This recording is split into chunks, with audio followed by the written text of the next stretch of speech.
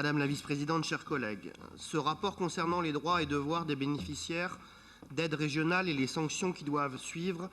constitue, au-delà des effets d'annonce souvent vainement constatés, une démarche fondamentale de la région Aura vis-à-vis de l'exemplarité des personnes morales ou physiques soutenues financièrement par notre institution. Force est de constater que de nombreux mouvements politiques de l'autre côté de cet hémicycle, électoralisme oblige, brillent souvent par leur refus d'instauration d'une véritable autorité et poussent régulièrement des cris d'orfraie lorsqu'il s'agit de sanctionner, d'avoir le regard droit et la main ferme dans l'adversité de l'incivisme. L'autorité des parents doit s'imposer à l'esprit de l'enfant dès la première lueur de son intelligence, afin qu'il puisse agir sur lui comme un principe naturel dont il ne se rappelle pas l'origine, nous disait justement le philosophe anglais John Locke aux prémices du fameux contrat social. Ce contrat social, les incivilités permanentes et généralisées dans notre pays et notre région, qui placent souvent les droits bien trop au firmament des devoirs, se doivent donc d'être fermement régulés.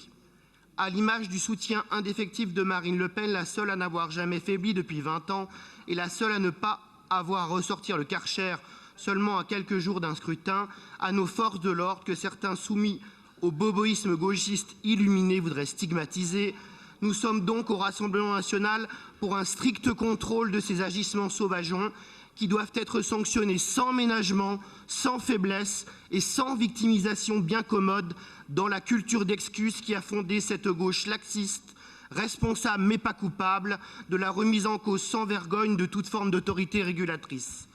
Nous devons inverser la tendance au laxisme des autorités macronistes actuelles qui punissent par exemple d'un simple et innocent stage de citoyenneté un Ryan ayant pourtant volé honteusement un camion de pompiers ou qui tolèrent des racailles qui vont jusqu'à agresser en plein lycée de la Duchère une élève qui a le tort de ne pas verser dans le communautarisme amoureux.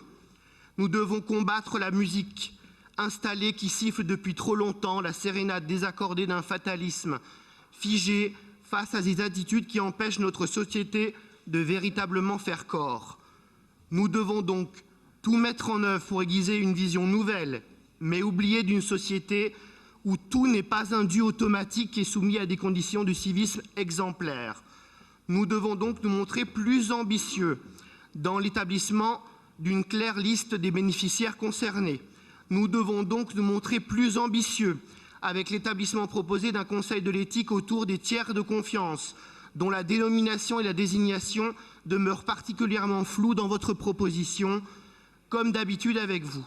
Nous vous proposons donc de discuter dans un groupe de travail dédié et constitué de l'ensemble des courants politiques concernant la mise en place de ces relais et de la déclinaison retenue, pour l'instant particulièrement nébuleuse. Telle est l'autorité, ce demi-dieu de la terre, elle frappe qui elle veut, épargne qui elle veut, et elle est toujours juste, nous éclairait Shakespeare. Faisons le vœu pieux, monsieur, madame la vice-présidente, que vous allez au bout de votre démarche par-dessus toute communication absconse et stérile. Madame la vice-présidente, certains de votre famille politique des Républicains sont coutumiers du fait, parler comme le RN en campagne, mais céder sous le poids de la craie crasse et rose de la gauche au moment des actes. Alors, le groupe Rassemblement national vous suivra dans le vote positif de ce rapport, en prenant soin que l'épée de Damoclès ne finisse pas dans l'eau trouble des promesses délavées. Je vous remercie. Merci, monsieur Auguste. Je donne la parole à monsieur Orias.